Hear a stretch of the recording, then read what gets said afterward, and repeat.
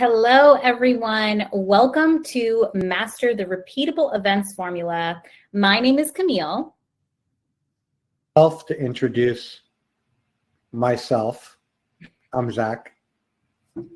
We're part of the marketing team here at Cvent, where we support the world's leading brands in their efforts to unlock event-led growth. Our tools help you simplify your processes, amplify your brand, and measure your results, all to grow your business through events.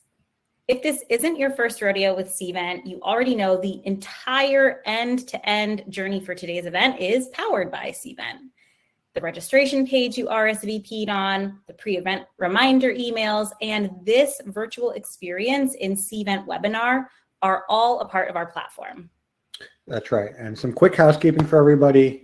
Just want you to direct your attention to the interactive tools on the right hand of your screen. So you could use the chat to say hi or leave a comment. We encourage that. That little question mark, you could use that to submit your questions for Q&A. You'll see a tab for polls. We're going to have a few of those. And of course, I guess a good way to kind of do a little toe dip into using those things is to have you light up the chat right now, and we'll serve you up a softball question for the chat. Plus, we'll launch a poll too. So the question I want to hear you answer is, we're talking about repeatability. What is your favorite repeat, AKA bingeable TV show? Camille, I usually have Netflix on in the background when I'm working on stuff, and Seinfeld is usually my go-to. How about you? Seinfeld's a good one. It kind of depends on time of year. For a good holiday season, I love the holiday OC episodes.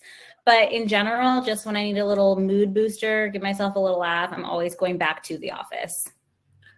Yeah, Office is huge on my list. People are lighting it up with The Office in the chat. I'm seeing Gilmore Girls. Yeah, I'm a big Lorelai guy here.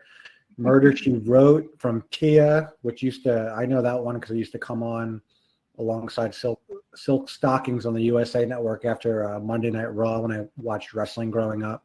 So some good ones in here. So yeah, hit up the poll and let us know your GOAT repeatable TV show. It's always fun to see. Love it. Thanks for indulging us. Judge Judy's getting some love. Judge Judy is a classic. All right. Isn't it just great when you can just watch something on repeat and not have to think about it? Pun very much intended. So let's dive into why you joined us today. We're breaking down the formula of a repeatable events program. So for a while now, we've been obsessed with sharing how businesses like our own are embracing an event-led growth strategy and delivering jaw-dropping results, like being 79% more likely to hit growth goals every single quarter. Yeah, that's right, Cam. And event-led growth, or ELG, as you might hear us refer to it throughout today, is about going from doing events as an occasional marketing activity to consistent event programs that impact revenue at every phase of the buyer journey. Now, brace yourself. I'm going to use a buzzword here, because ELG is about events at scale, but I'm not using that in the buzzy format. We're talking about scale with a purpose, not just scale for scale's sake, and scale relative to your business and its objectives. So you might be saying, okay, why events? Why scale events? Why to go to market with events? It's a fair question. Now, to be fair, you're also on a Cvent webinar, so you probably agree with that belief here, but we do have the data that backs that up. But in a nutshell, buyers have changed, the marketer has changed, the market has changed, and the GTM tactics that worked a few years ago aren't working as well as they used to. But one tactic has remained constant and is arguably more effective than it's ever been, and that's events. The most reliable way to connect, educate, and inspire your target audience and create memorable brand experiences. In fact, something that jumped out to me from our annual Outlook of Events survey, 72% of marketers said events are their highest performing channel. We love a data-backed strategy. And these stats make a lot of sense to me. Here's why. It now takes 30 touch points to move someone through their buying journey. That's right, 30 touch points. That means brands need new tactics to engage their target audience on their terms. Today's buyers prefer doing their own research. Most don't even want to talk to a sales rep until they're ready to buy. And people don't just inherently trust brands. That's got to be earned. That's where events become your secret weapon. They're the fuel that accelerates a buying committee's decision-making process and creates brand champions. Yeah, so we've been throwing around the term event-led growth. So let's take a second to define it. And it's on your screen right now. And it's a go-to-market strategy that uses events as the primary or a primary channel for customer acquisition and retention. So it means rethinking your traditional marketing playbook, not scrapping it, definitely not, but instead leading with frequent events that tend to be smaller, more intimate, and highly personalized to your audience. Now, Camille, let's go over some reasons that ELG is so powerful. Let's do it, bud. Okay. The first reason is that ELG promotes internal collaboration. When your events are tied to specific engagement, pipeline, or revenue goals, it's a forcing function to strengthen internal relationships and processes, especially those between sales and marketing. You got to be in lockstep. Got to be. Second, ELG also helps you build content with strong points of view. So all the in-person conversations that you're having at events, your virtual chats, like in formats like this, your polls, registration form responses, for example, these are all insights from your audience that can inform your point of view across your other marketing channels, like how it translates to a blog series or your social content, for example. Third, ELG is about reaching the right people at the right time. Sure, they may visit your trade show booth, and that might have been your ICP. That's a solid lead, no doubt. But also, were they actually motivated to buy, or do they want free swag or a glass of cold brew, for example? So ELG prioritizes personalized experiences that cater to guests at different points in your funnel. Yes. Okay. And last, ELG drives better business outcomes. And that's not just a subjective point of view, that's a fact. We recently surveyed over 1,200 marketing professionals and found that teams using an event-led growth approach are 140% more likely to have a company growth rate of 50% or more. So companies using ELG are growing faster. And this is directly in comparison to those that don't use an ELG approach. Right. So now, where does today's theme of repeatability find its way into the event-led growth conversation? We've touched on it a bit, but I think it's time now to unpack it. So ELG means you're not just relying on one or a few big events to make your nut every year. Instead, you're focusing on what your buyer is doing the other 362 days a year or so, give or take, which means you're probably going to be running a lot of smaller event programs to meet them where they are at in your funnel. All right, so let's break down the formula of a repeatable event program from start to finish.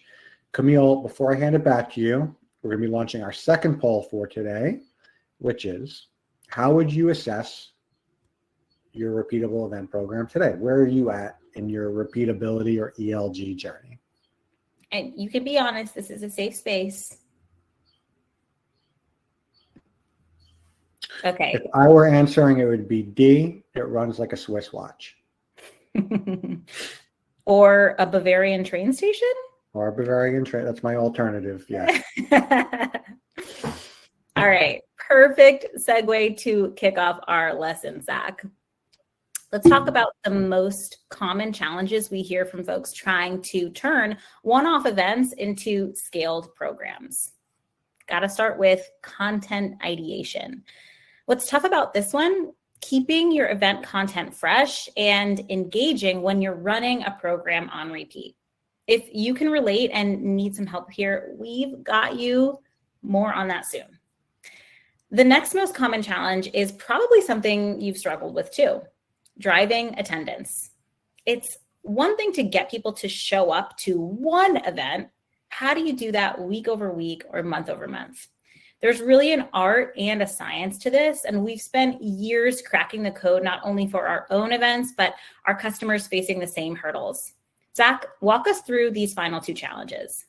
Would love to. So the next one has to be process pitfalls. It's probably the biggest one we hear when talking to prospective customers who are trying to get to a state of event-led growth or repeatability.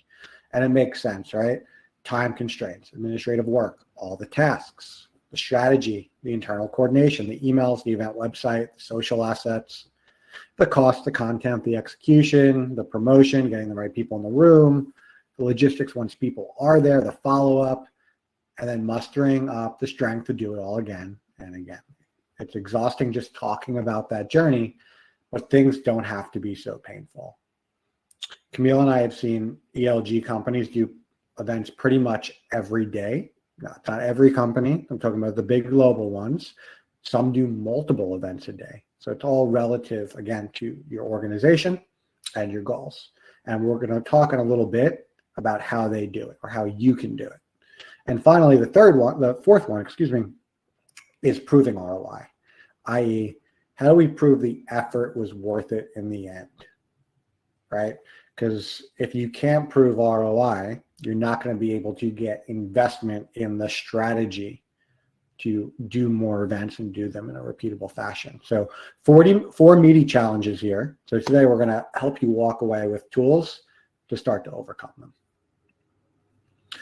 There are 5 steps in our formula to achieve repeatability. So design the framework, choose the format, create your program template, standardize operations, prove impact, and optimize.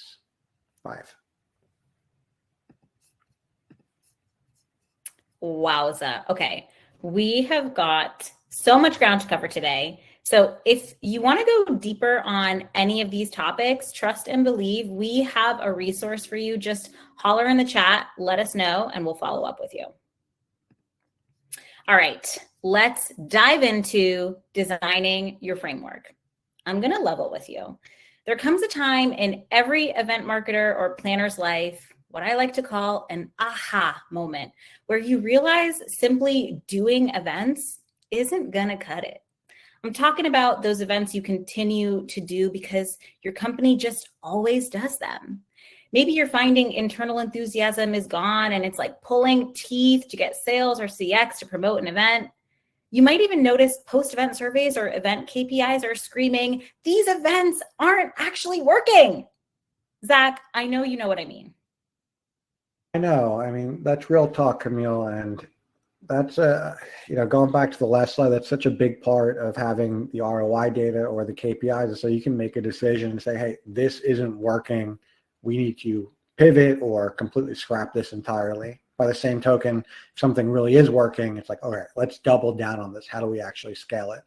And another flavor of this problem is, God bless our sales team. I'm sure people in the audience can relate, but they also think you need a presence at every event, at every conference. So Camille, they'll come to you and they'll be like, hey, can we do a sponsorship at the freshwater fishing convention in Tallahassee? And I'm like, bro, we work in event tech, not bait and tackle. I'll send you a gift card to the best pro shop if you promise not to ever ask me that again, Minor exaggeration, but you get what I'm saying. Everyone wants you to be everywhere all at once, which is impossible. It's so true. And in reality, you should be using data to figure out what's worth an investment.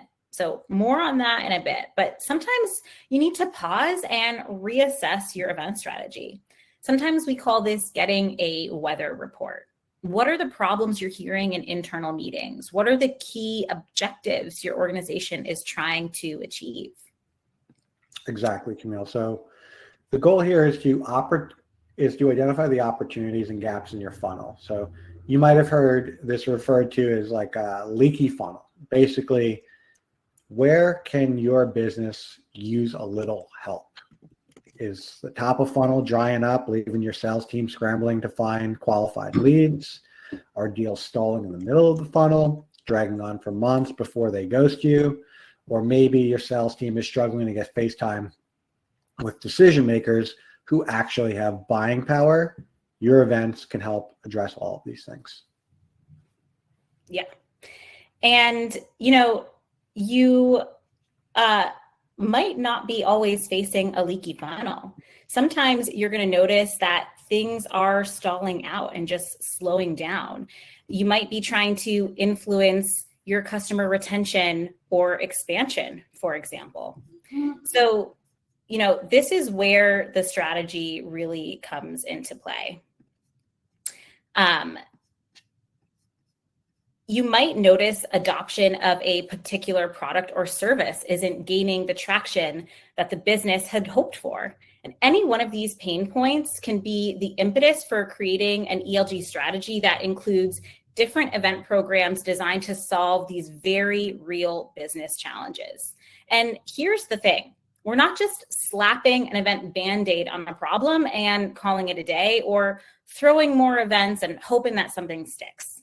We're talking about a surgical approach, mapping the right event to the right challenge for the right audience at the right time.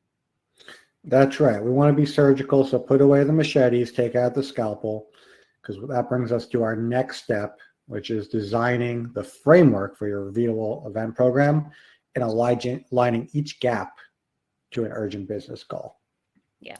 So we like to think of this as a three-pronged approach. Your events can help create demand, aka attract prospects. Your events can help capture demand, aka win more deals. Or your events can help keep demand, so renew or expand. These fall perfectly within the various funnel stages for your buyer and your buyer journey. So let's think about each one.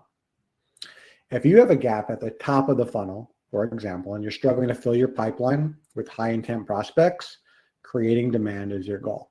So events that would potentially help you in the awareness stage are ones like webinars, thought leadership panels, your presence at conference or trade shows, and strategic partnerships and sponsorships.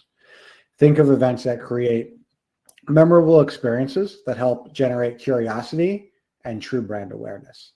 And a big piece of advice is to think about the kind of content you can introduce during the stage to position your brand as the trusted authority in your space. Totally, Zach. Creating demand is crucial. And once you've done that, you want to capture demand. That means helping your business win more deals. Now, it's super common to see deals stalling and longer sales cycles. If that's the case, you'll want to accelerate pipeline or sales velocity. This is where you focus on converting engaged prospects into customers faster. Picture events like executive roundtables, VIP dinners, customer panels, and hands-on workshops. These events should help buyers reignite urgency and build that trust needed to move purchasing decisions forward. Finally, once you've created and captured demand, of course, we got to keep it. That means renewing and, as much as possible, expanding your customer base. Events that fall into this category should strengthen customer relationships and help you unlock growth opportunities. Think exclusive user group meetups, advisory boards, and product roundtables. Remember, your existing customers are probably your biggest revenue opportunities. So the more value you provide post-sale, the easier it is to grow these existing accounts. Right. So now, based on your company's goals, it might be easier than you think to introduce programs to bridge these gaps and then begin to scale them. So no matter where someone falls in your buyer journey, you'll have a powerful event program designed for them and their needs. Now, before we get into the nitty-gritty of designing these programs, we're going to level set by explaining what we mean when we say repeatable events. We are referring to events that are consistent across format and flow, brand experience, the tools and tech you use, roles and responsibilities to execute them, and the data and reporting you use in terms of measurement. Important note, we do always make sure to allow space to adapt based on audience feedback and insights, because consistency is going to help you build recognition, but Adaptability and evolution is what keeps you relevant. Your event programs should have a healthy balance of both. Okay, so now that we define what we mean when we say repeatable, and we've covered the framework for identifying where you could start to use these events in your funnel, let's talk about bringing them to life. Camille? Repeatability doesn't mean rinse and repeat mindlessly. We want to be very mindful, very demure. And that means designing events with intention, building systems that scale, and creating a structure that gives you room to grow. Okay, before we move on, we have a friendly PSA. Not all events are built to scale. Say it with me, everyone. Not all events are built to scale. Very good.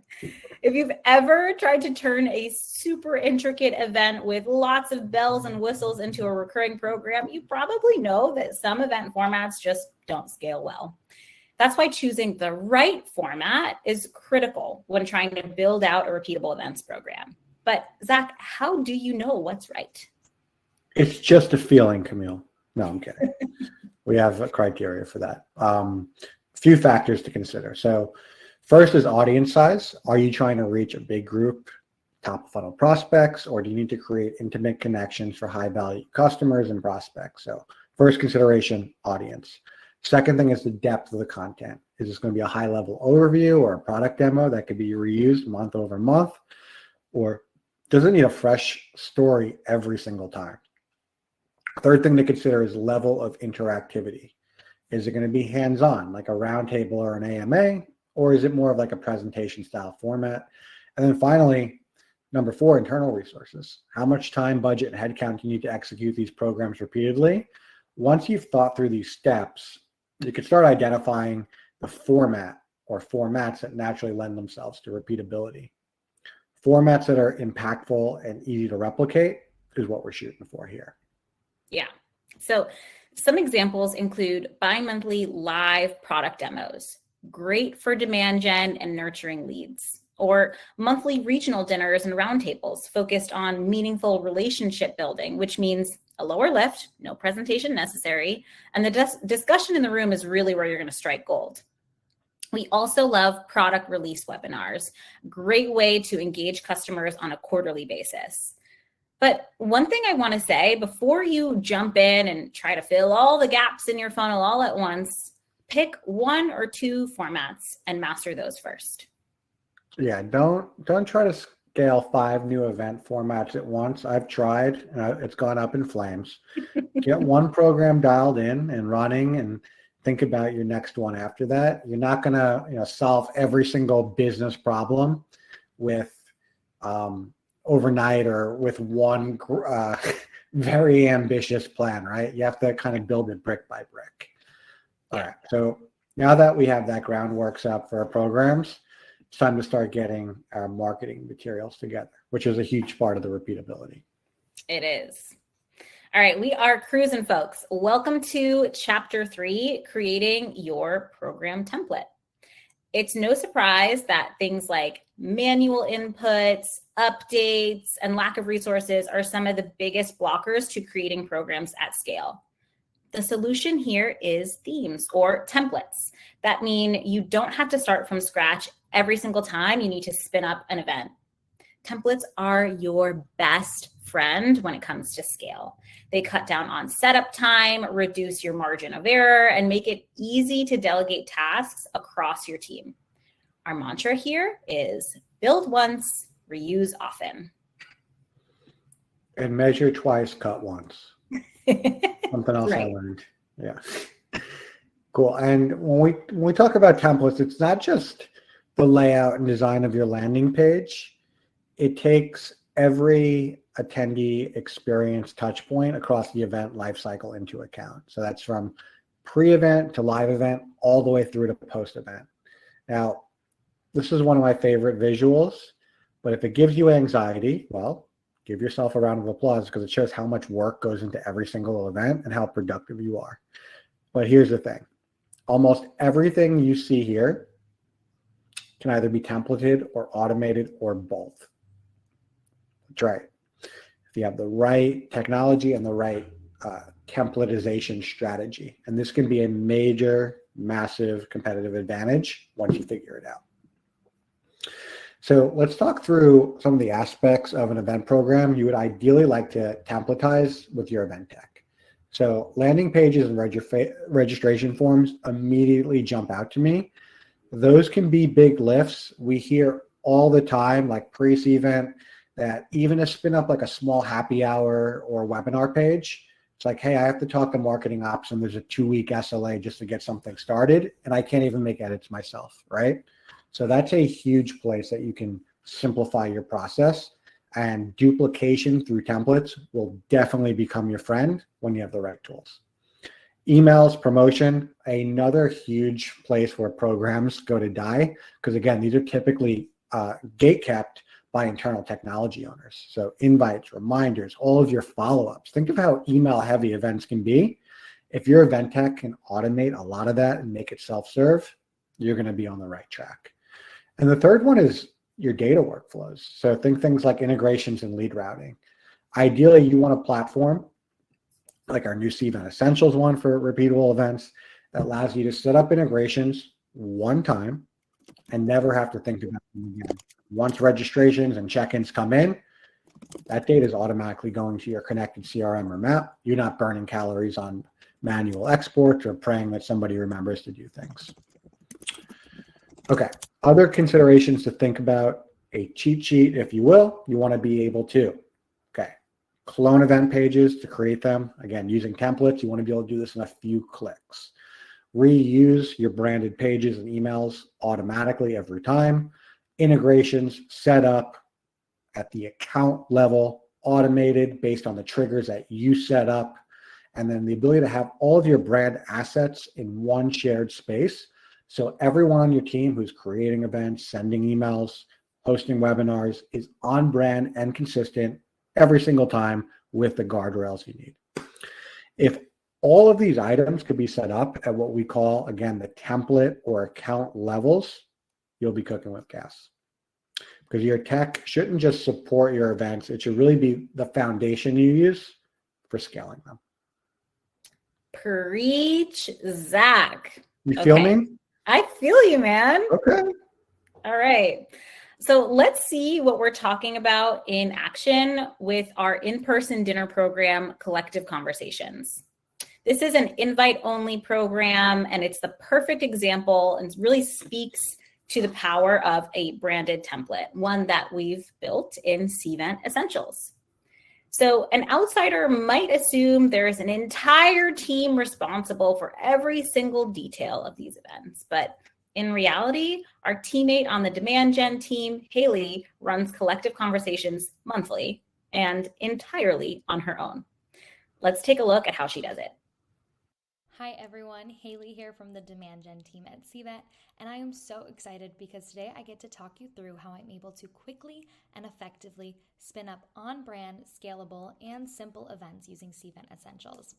As I'm sure Camille and Zach have told you, Collective Conversations is a VIP dinner networking series that we run for top prospects and accounts. I work really closely with my sales team to help drive qualified contacts into the room. And really, I don't need a lot from a tech side to make this event incredibly impactful. But what is such a game changer when it comes to scaling this event to our various regions and teams and territories and accounts is how easy it is to spin up one of these events in Essentials and get it off the ground. So let's take a quick peek behind the curtain. But before we start, I do want to let you know that our admin team has already pre-built templates for me to use to create this event. So on the template level, they have branding complete, emails templatized, workflows for email reminders and registration triggers activated. So all I need to do is update any copy or specific event details. Let's dive in. First things first, let's create my event. So we'll go ahead and type in the event title.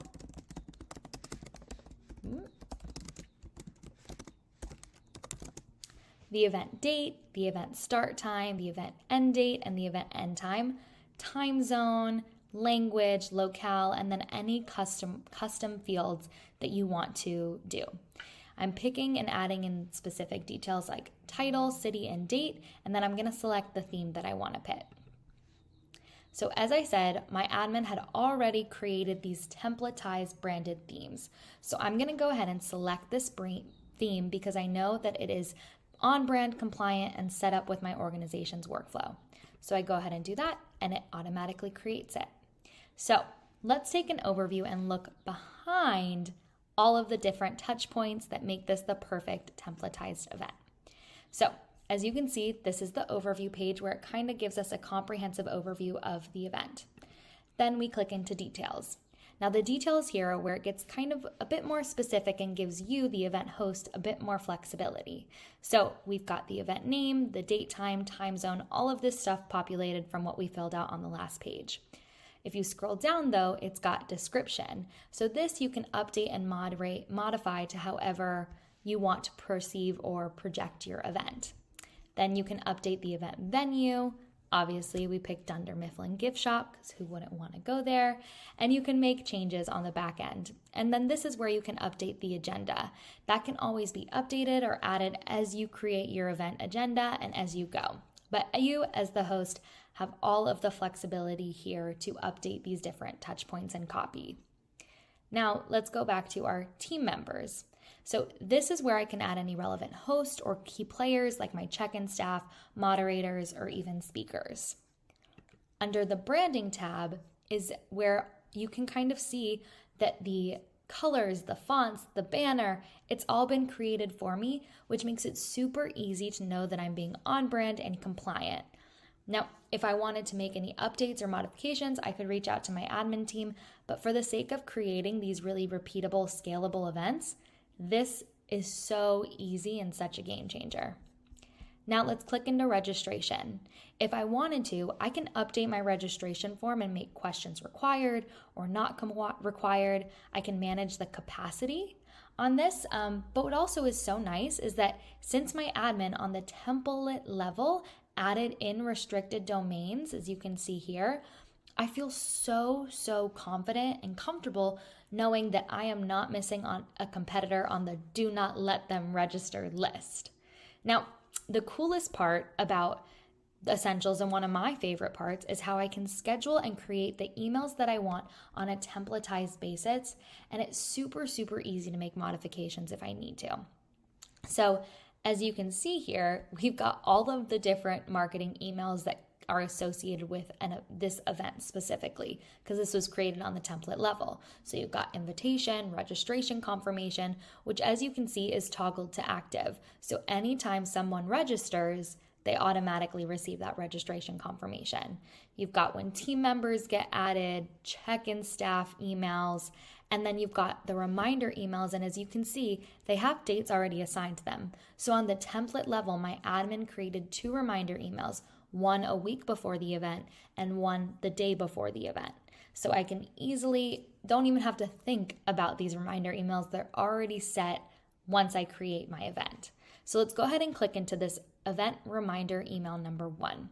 So what makes Essentials great for scaling these events is that it uses dynamic tags on the template level, so my event information just automatically populates without having to lift a finger or update information for every single marketing touch point. So as you can see, the subject of this email is next week and the title. So no matter what my title is or what city I'm going to, the event title will be dynamically pulled in. And then as you can see in the email, we'll go ahead and open that up. We also are using dynamic tags here as well. So we've got the event title, the location, the start date, the start time. All of these things using dynamic tags makes it so easy to guide the layout of the email. So no matter what information we share and when, it's updated to match that specific event and already at a set it and forget it level. So that is kind of how the emails work on the back end, which saves me so much time and gives me more time to focus on the actual event itself. So now let's go ahead and preview my event page and see what it looks like. And here we are. It's branded, it's ready to go, it's compliant with my company's org, it's got the relevant information that's needed, the registration form, and I did all of that in 6.5 minutes. And so that's just a little taste of how easy it is to create and spin up these events when you can do things on a templatized, formatted level. And I hope that was helpful. Have a great day, everyone. Thank you so much, Haley. That was so helpful to see. Zach, are you feeling like a proud papa right now? Yeah, for those of you who don't know, Camille and I joined Cvent a few months ago, back in September, and Cvent Essentials is the first product as a product marketer that I was given responsibility for.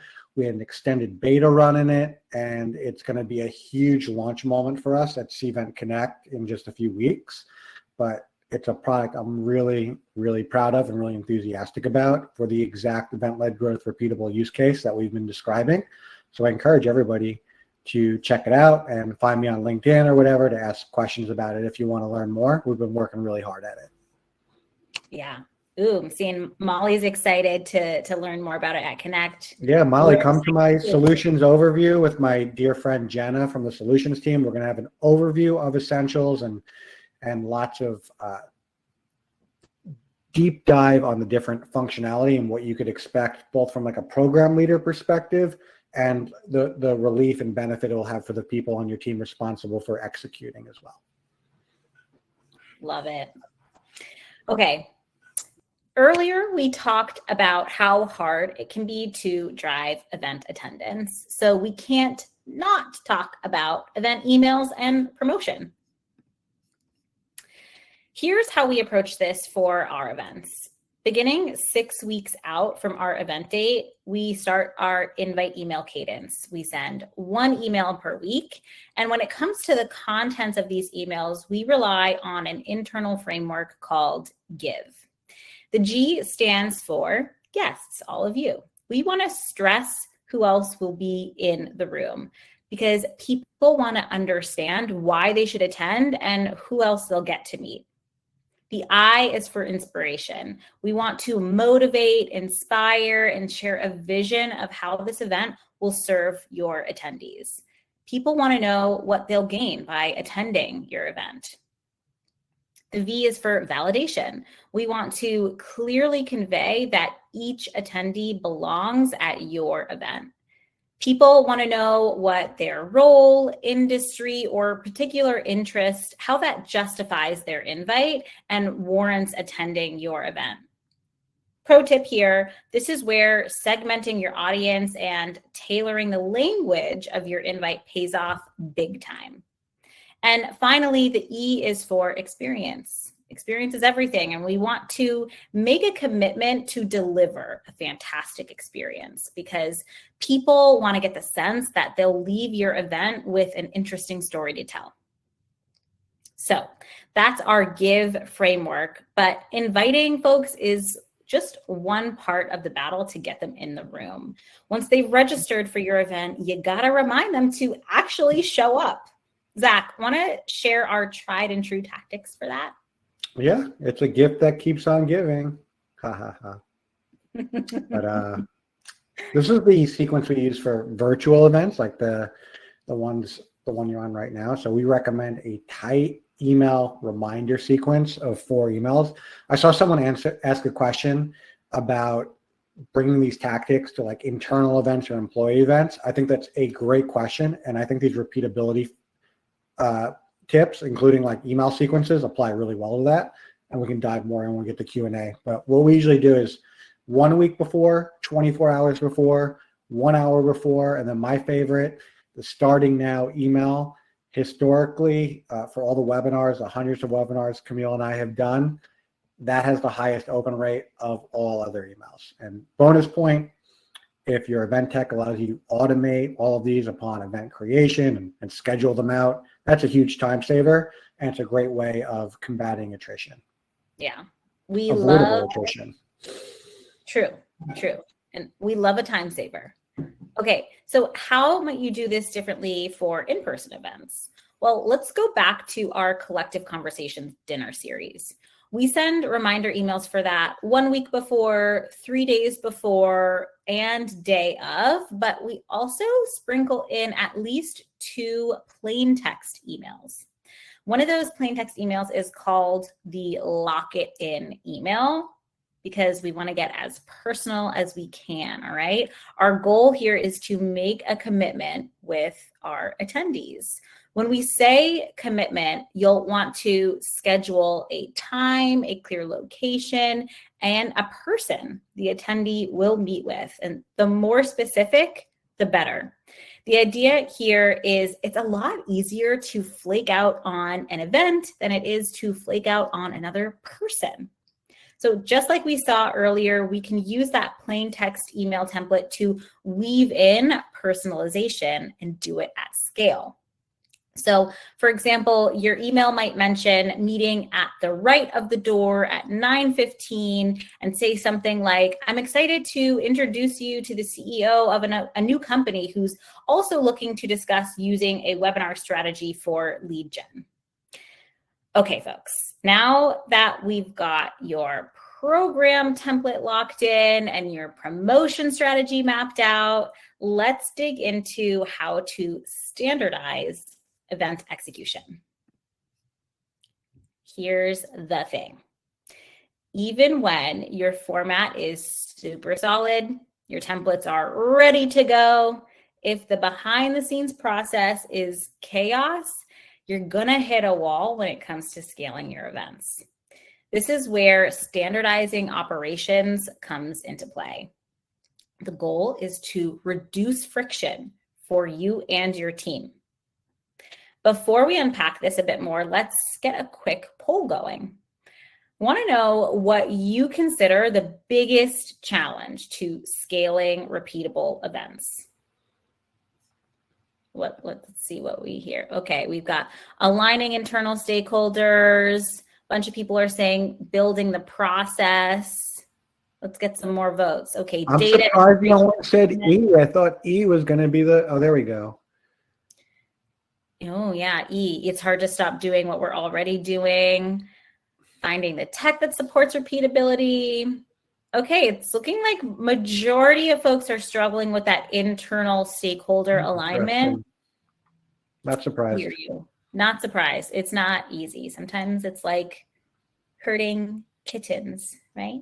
Because ELG, we defined it as a go-to-market motion, and go-to-market is a team sport. It's not just one. It's not just the marketer. It's not just the event planner. It requires cooperation from the whole revenue team and the support of your exec team. So that is definitely a challenge and something to prepare for when you're thinking about your ELG strategy. Yeah. All right. Well, let's stay on this topic. Let's talk about and get a bit deeper into how to achieve that standardization. Zach, take it away. Yeah, for sure. So let's break down what to standardize. First, and this is what we were just talking about, roles and responsibilities. It's important to define who owns what, whether it's marketing, sales. Your collaboration with sales is huge with repeatability and ELG. Your tech team, your speakers, everyone should know their lane from start to finish because, like I said, ELG is a team sport. That's why the playbooks you can develop are really clutch, especially if you're a larger organization, to really rally everybody around a shared process and message. 2 is nailing down your run of show. So this is about the format you choose. It's so important to lock in an event structure that lends itself to repeatability and standardization. We're going to share more ideas on that in a bit. 3rd is tech stack and integration. So make sure that your MarTech tools are talking to each other, especially your event registration platform and your CRM. It's not, a huge part of this is the tech you use to replicate stuff. The other part of it is getting the data that technology collects into the systems where the rest of your team is, which is a nice setup for lead handoff and follow-up. Easily one of the most important parts of events, where do the leads go and who is responsible for following up with them? And again, for the person asking about internal events, okay, you're not trying to sell to your internal people, but you probably want them to do something or take action, right? So follow-up is really important for those types of events too. So when you do this well, you reduce setup time, stress, and all of the last-minute fire drills. So when you get started, a good benchmark for standardization is to aim to cut your prep time in half each time you repeat it. That's how you know it's starting to work. So repeatable events shouldn't just be consistent for your audience. They should become consistently easier for you to create, launch, and promote over time. Once you build up the tools, the tactics, the muscle memory, it should get easier and easier. Now, to double tap on nailing down the run a show. This could be one of the more challenging things to scale and templatize, especially when you want to keep things fresh and exciting. So for certain programs, an example we like to use is like a bi-weekly live product demo, which is something we do here at Cvent. We don't feel the pressure to bring something completely new to the table every single time. These will only change semi-regularly. So that's a nice built-in program to repeat.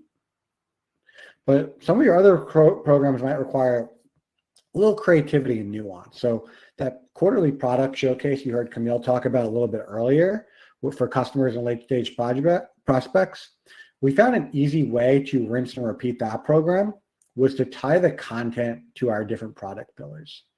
So this allowed us to group our features into the pillar categories. So instead of an assortment of random feature slides where we're scrambling to organize them every month and try to like block out the structure of the presentation, we can instead map the value of the features to a certain category every single time. And it became plug and play and radically simplified our prep time for that quarterly program. Just having that formula, right? So if you can find an intuitive formula or structure for your content, it becomes a lot easier to develop over time. True. Okay, when it comes to our collective conversation dinner series, I'll be honest, it took some trial and error to figure out the right formula for a valuable dinner. Someone who's absolutely nailed this, though, is Sam Jacobs, the founder and CEO of Pavilion. So let's quickly hear a bit about how he orchestrates his dinner playbook. And I always wanted people to feel, we got started through salon dinners. How did we grow? We grew primarily through word of mouth, and we grew because other people were talking about the impact we had on their careers. And a lot of that happened in person at our salon style dinners, but they're very specifically curated, or we hope that they are, so that they can deliver the right kind of experience. And so what does that mean in practice? So again, like some of my perspectives on growth through events and through marketing are authenticity is critical. Participation and inclusivity is also critical. Creating an environment that feels orchestrated, that feels like there's a guiding hand and that you don't have to make it up. Again, I'm just a really, really big believer that too much choice is not always good for people, and people don't always want freedom to make every single new decision for the first time. In fact, they don't know what they want most of the time. They love being taken by the hand and saying, this is the world and this is how you can experience it, and this is what's going to happen at the end of it. So for us, again, dinners were a critical part of that, but they're not just any kind of dinner. It's a very simple formula, and I've written about this before, but it's also surprising to me how few people follow it. So for us, it's about a guided conversation at a dinner. So, and if you're thinking about this for your events, it's the main thing I would underscore, regardless of the type of event, is that you want it to feel orchestrated. You want to feel like there's a guiding hand, and you also want to feel like it's structured to include as many people as possible. So it starts with our dinners, and at our dinners, the way that we do it is there's only one conversation. We say no crosstalk. Everybody's been to one of these networking dinners where you sit down. It's amazing to me sometimes there's not even like a clinking of the glass and an introduction. It just kind of like starts and it kind of stops, and you're never sure there was an event to begin with. People want to feel like there's bookends, like you're part of a discrete moment. So we start with introductions, and then we brainstorm and workshop different people's challenges. But we also set the rules of the road, and the rules of the road are there's one conversation at the table, not multiple conversations. And then the host or the moderator is intentionally picking out people that might be quiet. One of the other things that you realize when you host these kinds of events is that everybody wants to contribute. It's just that there's certain dynamics where certain types of people are used to being the loudmouths. They're used to speaking up and interrupting. Unfortunately, on behalf of my gender, but it tends to be men oftentimes that are kind of blurting out something and dominating a conversation. And so what you really need as a moderator is you need somebody to say, thank you very much, but let's hear from Camille. What does she think about what's happening? So that inclusivity, that guided moderation, I also think generates a kind of engagement. And pretty soon what you're looking for is for the thing to start running itself, where you don't need as much of the host or moderation. But my point is, we've tried to carry that forward even to big tentpole events. And we've tried to, I want our big events to feel like a wedding. And that's because, at a wedding, sometimes you have the bachelorette party, then you go to the rehearsal dinner, then you finally are at the wedding. And by that time, you've had a bunch of different experiences with people that maybe a month or two ago you'd never met at all, but now you have a lot of shared memories. I want our big events like our CMO summit on March 23rd. That's going to feel more like a wedding. There's going to be an opening reception the night before. Then we're going to have table assignments, and you're going to be assigned to tables, and there are going to be breakouts. So it's not just one person talking to you the whole time. It's not just one to many. It's highly, highly interactive. I think if you can have that, the tent poles for me around events to drive growth are authenticity, curation, and then inclusivity. I think those three things can generate really powerful events that create word of mouth that help you grow. The word of mouth is huge. It's been, the dark social strategy has been a very buzzy phrase these days, but, at the end of the day, word of mouth is dark social. It is. All right. So let's talk really briefly before we run out of time here about personalization at scale. We've just covered how to tactically go about building your repeatable events formula. And I want to just double tap on something that is another buzzy topic really quickly. But that's just the need for personalization in the buyer journey, which can feel tough to bring, to weave in with a repeatable event program. But in reality, when you lean into a scaled program with really clear playbooks, you can actually gain time back to layer in personalization. And that's really where the magic happens, because your audience doesn't care how many times you've run the event. They care that it feels relevant to them. So as we land this plane, here are our top tips to achieve and maintain that personalization as you scale. One, and we've talked about this, use dynamic content where you can. This is pretty straightforward. You're going to lean on technology that allows you to work smarter, not harder. Next, personalize the follow-ups. Even if the event experience is standardized, how you nurture attendees afterward should be more bespoke. You can use segmentation to send tailored follow-ups based on job titles, session engagement, or other first-party data gathered during your event. And speaking of data, you want to leverage data from past events. If you've run the event before, you've already collected tons of personalization fuel. What questions came up the most, which breakouts had the highest attendance, what follow-up links were most clicked. Use those insights to refine your next event, feature hot topics more prominently, invite previous attendees back to deepen the conversation, and just generally add personalization into the next round of registration flows. And remember, personalization isn't about customizing everything. It's about using event and attendee data to make smart tweaks that tell your audience, this is for you. So yes, run that repeatable series, but always leave room for personal touches that drive real engagement. When you combine consistency and personalization, that's when you build an event engine that not only scales, but truly resonates. Okay, with our final few minutes, let's transition to our Q&A. Let's do it. Okay, so first question, Camille, I think you'll have a good answer for this one. How do I get quality post-event feedback that we can use? We don't get a lot of responses except for the really unhappy guests, usually with a complaint about something outside of our control, like the weather.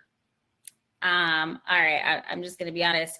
Don't be afraid to use a little bribery, or rather, I should say incentives. You can always incentivize getting feedback from people. We do it all the time. There's no shame in that game. And we find that we actually get pretty strong feedback on our post-event surveys. That's how we measure our attendee NPS. And I get that sometimes it's your unhappiest campers that are the most vocal. But before you end an event, if you can ask people, especially the happy ones, like, hey, like, let us know what worked. What did you love about this? I find that people are generally receptive to that.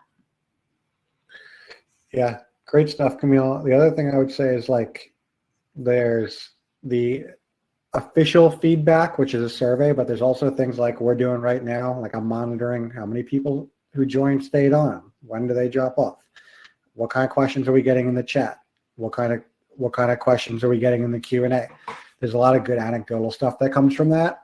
And sometimes there's, like, if it's harder to get the long form stuff, like Camille's saying, you can do things like, hey, here's a poll. How would you rate us on a scale of 1 to 10? Right in the webinar chat, for example. So it's just one click, just so you can start getting something and then build up the larger, more insightful feedback using the methods Camille just said. Yeah, and just one final note on, like, this gamification. You don't have to give everyone the thing that you're the carrot that you're dangling, right? I love to do it like, we're gonna raffle off a spa day, something that's really high value, something that people really want. You're not promising it to everyone, but fill out our survey for a chance to win a spa day at a location of your choosing, something like that. Next question, is Cvent Essentials available to use today? The answer is yes. As of early April, we are in general availability with Cvent Essentials. We've been talking about it a little bit, but we were really using Connect in a few weeks as like the big shout from the mountaintop moment for it. But if it's something you're interested in, you can definitely talk to your account manager or your sales representative, and you can get a demo on it and consider using it for your repeatable event programs. Yeah. Okay, Camille, how can we make sure that sales and other stakeholders are aligned with the changes required by an event-led growth approach? That's a pretty heavy question, but a good one. Big, loaded question. I encourage a top-down and bottoms-up approach. So you're going to need to get senior leadership bought in first. And that's not enough, though. You also need to make sure, like, the people on the ground and middle management, everyone's rowing in the same direction. And so I think, like, from a leadership buy-in perspective, and honestly for anyone, it's really about, like, tying your event goals to business goals and objectives. For leadership, they probably want to grow the business, whether that's you're measuring revenue or engaging a certain audience segment. For your people on the ground level or middle management, what's in it for them? If you can clearly communicate that for your sales reps, it's going to be, hey, you can, grow your pipeline and hit your quota or exceed your quota. For your customer success counterparts, it's going to be helping them to renew, retain, or expand their accounts. So always think about your audience, your internal audience in mind, and make sure that you're clearly communicating the value of an event-led growth strategy for that particular audience. And we talk a lot more about this in our ELG certification course. So if this is a topic you want to dive into even more, assembling and activating your ELG team internally, definitely register for Connect, and then you'll get a discount for the course, 100% off. Okay. We are at time, but if anyone wants to stick around, Zach and I will stay on and answer a few more questions. But for those of you who have to leave, I just want to say thank you so much for joining us today. It's been an absolute pleasure. We hope that you learned something today. You can download the deck to this presentation in the resources tab. You can register or sign up for a tailored one-on-one demo with our team, get a $100 Amazon gift card for completing that demo with us. And we really hope that you register for Connect, whether you attend in person or virtually. We've got a fantastic agenda lined up for that. Okay. Let's a couple more questions. Okay. How can we avoid the pitfalls that come from scaling the number of events we run? So Camille, this I mean, there's a few ways you could potentially approach this, whether it's from a technology perspective or if it's from a planning perspective. What comes to mind for you first when you see this? Yeah, so I will say like having the right technology in place is going to help you avoid a lot of the common pitfalls that we see. And so, shameless plug, if you have a platform like Cvent powering all of your events, you're gonna not feel so many pain points there. From a kind of logistics, content planning point of view, pitfalls you might see are just like your content getting stale. You could really lean into thinking about that in 3 ways: hot button content, cyclical content, and then evergreen content. So hot button is going to be the things that are really like timely and pertinent to your audience today. What's happening in the world, what's happening for your target audience, and delivering content that speaks to whatever is happening. Cyclical content is going to, probably align with your broader marketing strategy cycles. And so, is there something happening every January or every summer that is relevant to your audience that you can kind of plan ahead content wise and make sure you're hitting on those topics? And then your evergreen is going to be the things that your audience is always going to care about no matter what's going on in the world or in their lives. And they're always going to be relevant to your brand, to your product, to your service, to your offering. So, that's how I would think about like common pitfalls around just content ideation, staying fresh, and not having your scaled event programs feel stale and old. Zach, what would you add? Yeah, I love the last point you made about like evergreen content, for example, because there's some, like when we're planning our events calendar, like we know every quarter if we wanted to do something on like event design or attendance or measuring ROI, like we could just pencil that in and kind of figure out the angle we want to take. But we know our audience is never going to fatigue on those core concepts, those evergreen concepts. It's a huge reason they're working with us in the first place. So give the people what they want. And that just takes a lot of stress off of our shoulders because we just have like built-in topics that we know we can go to every time and not worry about fatiguing. Mm-hmm. Okay, here's one I really like. How do you determine which events are best suited for different stages of the funnel? And my recommendation here is listen and ask. I'm not trying to be preachy or silly here, but what I mean by that is if I were in charge of running my own repeatable program or running my own events program, the people I'm going to go to are the different revenue leaders. So we spoke about the entire funnel. I want to talk to my demand team. I want to talk to my sales team.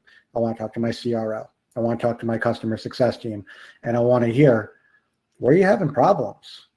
What are the KPIs that you're responsible for that could use a little boost? If, for example, like CS is like, hey, we're struggling to get the roadmap in front of our customers. It's really inefficient for us to schedule one-on-ones with every single customer and tell them the product updates. That tells me, okay, we need a monthly or a quarterly showcase of product and roadmap to keep people up to date. And you can apply that mindset throughout the funnel by talking to the revenue leader who owns the metric. They're going to know exactly what's needed, and they're probably like, help. Yeah, I love that. And I would say the other side of that coin is,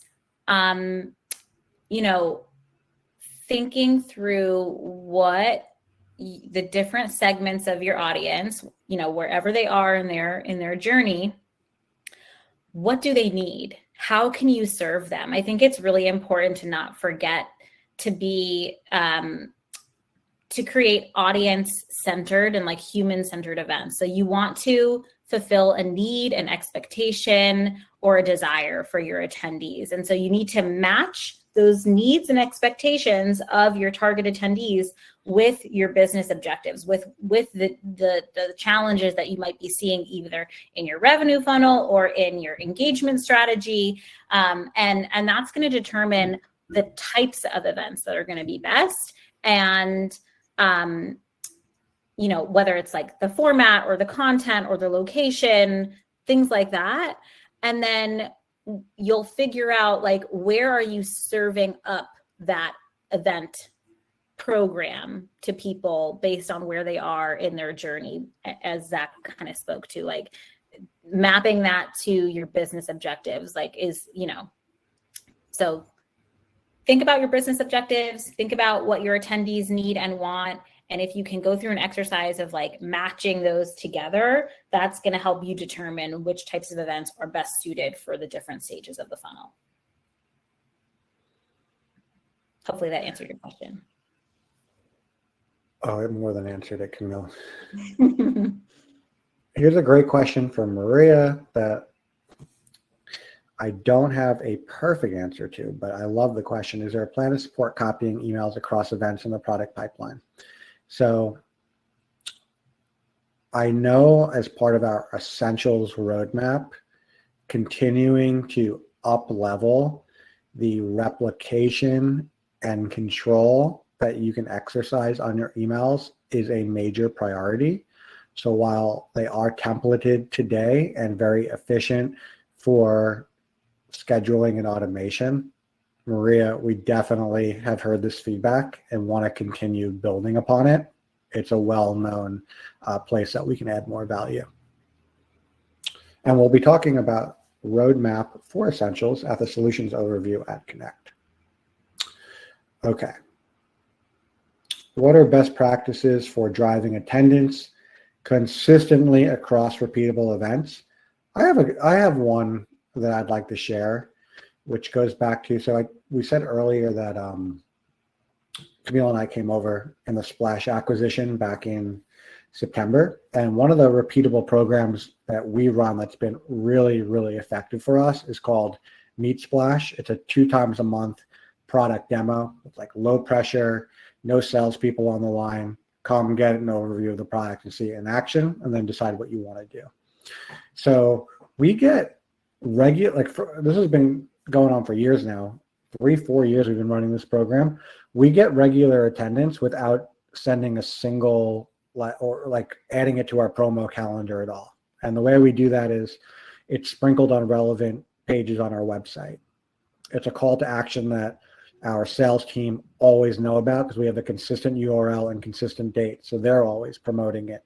Our demand gen team and marketing operations people, they include this in their nurtures. So depending on website, where you go on our website and what you're checking out and where you are in our funnel, you will get an automated reply from me or whoever the host is inviting you to come to it. So we have all these little mousetraps, all these little automations in place that help us get consistent attendance over time without having to think about it every single week. So that's one idea that came to mind for me, Camille.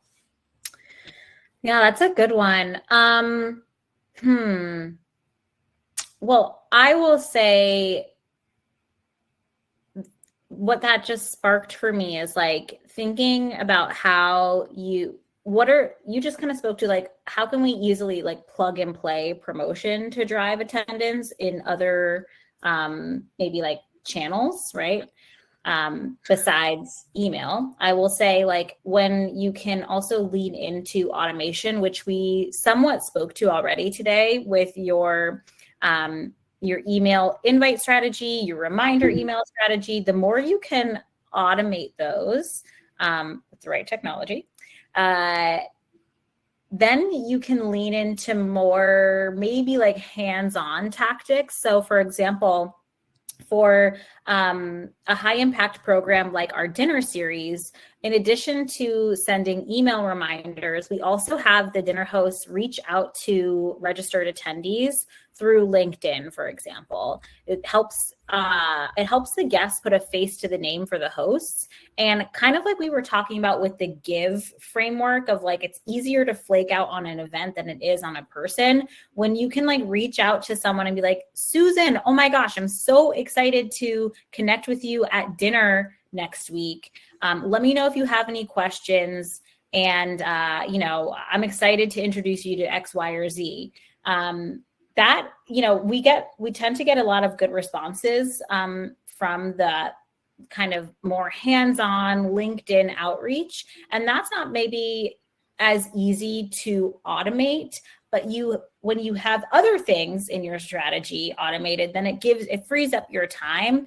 And then you can do things like have a simple template and like make it copy and paste, so that if you have sales people hosting the dinner, all they need to do is copy and paste and send those DMs via LinkedIn. It takes a couple of minutes to execute that. Those kinds of tactics can really provide a major lift in terms of actual event attendance. Love it. Love it. All right. A couple real quick ones before we wrap. Tina asked, is the discount code for ELG certificate only valid after Connect? Nope. You can enroll now. And it's something we've made available for our audience. So we'd love for you to check that out, Tina. Enroll today. And of course, tell us what you think. Spent a lot of time on that one. The other one. Did we tell them the code? Did we tell them the code? I don't think we told them the code. Tell them the code, Zach. Well, what link did we put in the chat? Did we send out? I don't know if we did, but if not, we'll make sure it's in the post-event, our little thank you email that you get after this webinar concludes. Yeah, I want to make sure, because there's one that we were promoting to the Splash audience, one to the Cvent audience. I want to make sure we're giving out the right code and the right link for everybody. So that's a really good call out. Last thing, how do we find Zach and his demo at Cvent Connect? Is it a session or at the expo? It's going to be a session, Molly. It's called a solutions overview using Cvent essentials for high volume event success. It's going to be on Tuesday. And yeah, we have like a full 45 minutes planned.